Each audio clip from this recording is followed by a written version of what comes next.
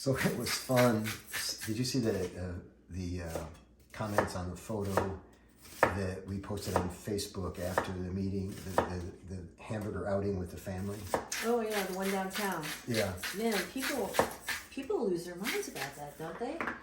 So the photo had the food had just come to the table, and it was time to take a group photo, and we asked the server to take it. You know, everybody does this, and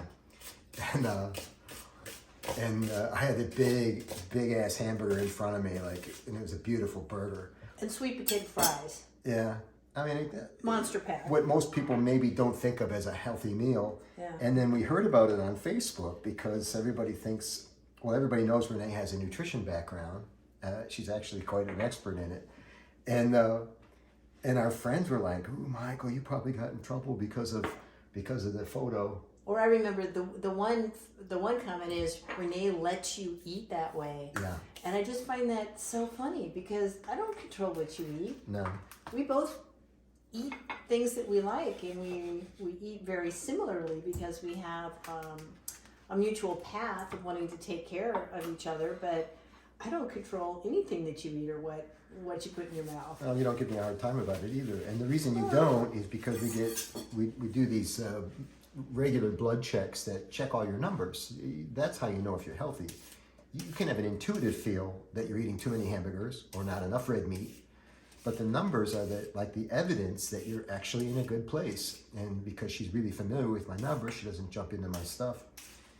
But of course, our friends on Facebook just observing this thing, they don't pick that up. And so I take my share of teasing about her being my food Nazi. You are worth teasing. There is that. But that's the other thing I think about. It's a misconception about having a healthy eating lifestyle and healthy lifestyle in general. And that's that it's restrictive. And that both people have to eat exactly the same way. I mean, we're preparing a dinner tonight that we're both going to eat the same way.